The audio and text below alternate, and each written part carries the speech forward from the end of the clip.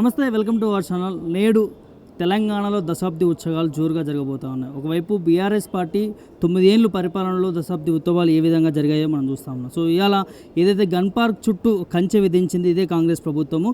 మొన్నటి వరకు ప్రజాప్రభుత్వము, ప్రజల కోసం ఏర్పడిన ప్రభుత్వము, ఏదైతే ప్రజాభవన్ ముందు కంచెను తీసి ప్రజలకు విముక్తి కల్పించమని చెప్పిన ఇదే ముఖ్యమంత్రి రేవంత్ రెడ్డి గారు ఇవాళ అమర స్తూపం చుట్టూ కంచె వేయడం జరిగింది. సో ఇదే అంశంపైన మనతో మాట్లాడడానికి బీఆర్ఎస్ నాయకులు సురేష్ అన్న ఉన్నారు. అంతా మాట్లాడి మరిన్ని విషయాలు తెలుసుకుని ప్రయత్నం చేద్దాం. చెప్పండి, నేను ఎట్లా చూస్తారు అంటే ప్రతిపక్షంలో ఉన్నప్పుడేమో ఒకలా మాట్లాడారు, అధికార పక్షంలోకి వచ్చాక ఇంకోలా ఉంది. సో అమరవీరుల స్తూపం చుట్టూ కంచె వేయడాన్ని ఎట్లా చూస్తాం?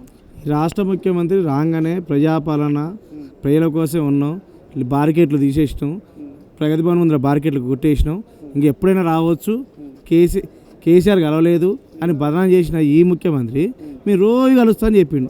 ఇంతవరకు ఒక్కసారి వచ్చిండు అదే ప్రగతి భవన్లోకి, ఒకటంటే ఒక్క రోజు వచ్చిపోయిండు. జనాన్ని రాండి రాండి అని చెప్పి ఉన్న బార్కెట్లు తీసి లేని బార్కెట్లు మళ్ళీ పెట్టిండు, ఇంక మళ్ళీ రావద్దని.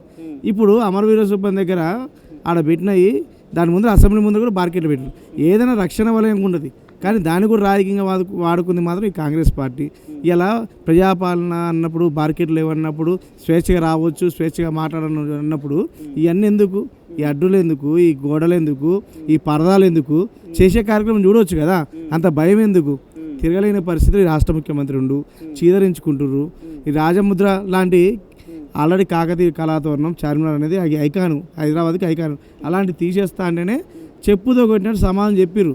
ఆల్రెడీ ఆయన కింద నుంచి పైదాకా ఎక్కుతురు కాబట్టి ఆయనకి పరిపాలన మీద ఒక అవగాహన లేదు. వాళ్ళే బాధపడుతున్నారు, సిగ్గుపడుతున్నారు కాంగ్రెస్ నాయకులు.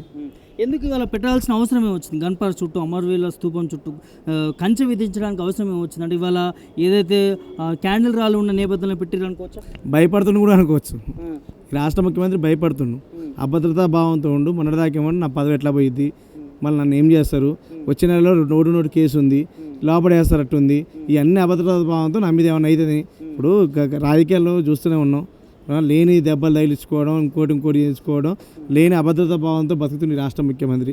కాబట్టి ఇది కూడా అనుకోవచ్చు, ఏదో స్టంట్ చేద్దామని, రేపు బీఆర్ఎస్ కార్యకర్తలు ఏదో చేసిరని చెప్పుకోవాలని ముందు ఏదో ప్లాన్ చేసుకుంటున్నాం. కానీ ప్రజానాయకుడు, ప్రజల నుంచి వచ్చిన ఆయన అయితే ఇవన్నీ అవసరం లేదు కదా. బార్కెట్లు ఎందుకు?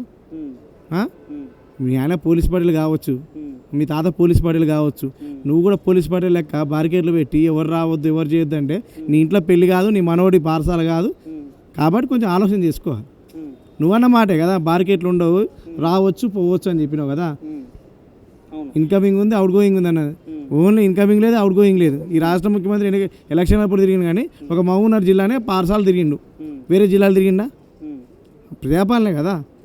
ఒక్కసారి కలిసిన జనానికి ఎప్పుడైనా ఓడిపోతాడని సొంత మహబూబ్నగర్కే ఒక 6 సార్లు పోయిండు.